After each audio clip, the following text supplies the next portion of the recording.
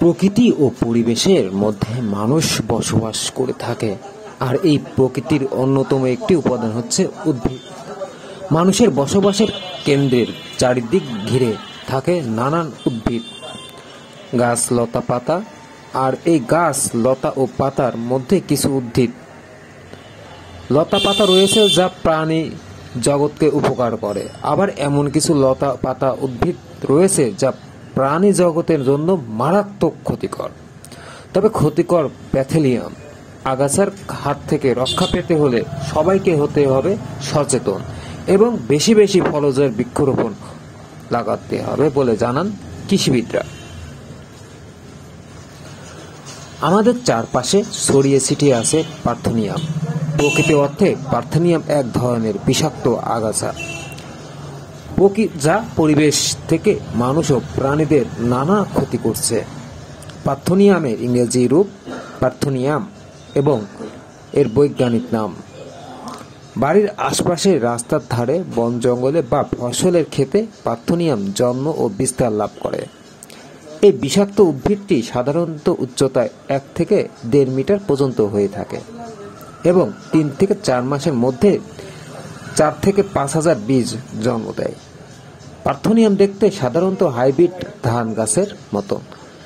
শাখা বিস্তারের মাধ্যমে এর আকৃতি গম্বুজ আকৃতির অথবা ঝোপ আকারের হয়ে থাকে। এটি উপমহাদেশীয় অঞ্চলে নিজস্ব উদ্ভিদ নয়, নানা হয়েছে মেক্সিকো থেকে, ছড়িয়ে পড়েছে গোটা মহাদেশে। ওয়েস্ট ইন্ডিজ, যুক্তরাষ্ট্র, অস্ট্রেলিয়া, আফ্রিকা, চীন, পাকিস্তান, নেপাল, ভারত ও বাংলাদেশের ব্যাপক ছড়িয়ে পড়েছে।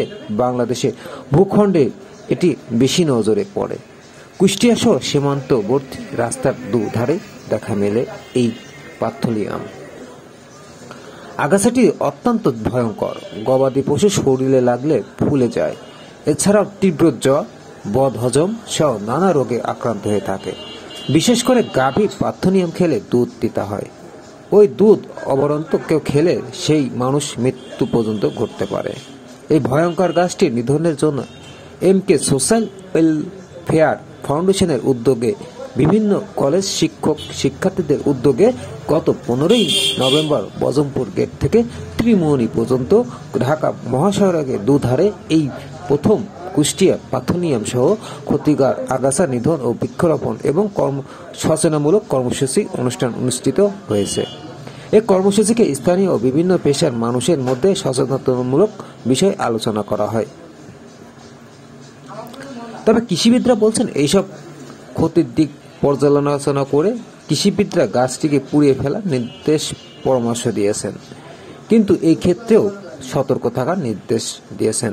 সতর্ক না হলে যে কোনো ব্যক্তি বিপদের সম্মুখীন হতে পারে। এই ক্ষেত্রে খুব সতর্কতার সঙ্গে এই প্রথমে গাছটিকে কাটতে হবে। তাদের সংবাদ কুষ্টিয়া।